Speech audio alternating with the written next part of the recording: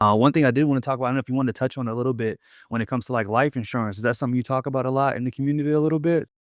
Okay, so what actually how I got into life insurance was because I had went out to become I actually passed the test, everything Hmm. to become a licensed life insurance agent.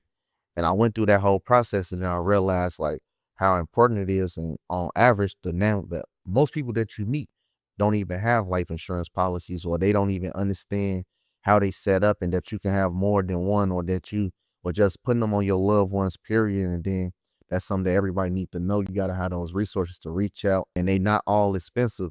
And that's one of the main ways to build wealth, as far as like just simple plays that we don't utilize in our community, as far as you and your father and mother starting an LLC together. And I feel like people do teach it separate, credit, funding, and insurance. So why do you believe people need to know all three together instead of, maybe focusing on and never focusing on the other ones?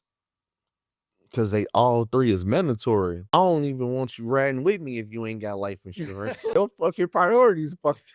Like, what is you doing out here? Oh, you getting in? You ain't got like you telling me you ain't even willing to go to Navy Federal and get the little $30 a month for 300K. You get it out of certain banks is just giving it to you just for being a member, man. You ain't got to do nothing but have $5 in the bank account. They give you 10K life insurance. This is mandatory. Even the banks feel like it's mandatory for you to have it. That's why some of them just give it to you for free. You got something that can help your family in the time of needs. Like, I look at life insurance and credit and everything else, as far as like you being selfless, but it's for you, but it's for everybody that's around you at the same time. It leaves everybody in a better position financially when you leave, They you don't know? have no worries, because if you're liquidating, if you're doing everything the proper way, as far as when it comes to credit, and everything is going how it's supposed to go, when you leave, Hmm. all of the cash that you have just inside a vehicle to make money, then your family should automatically be set. They shouldn't have to do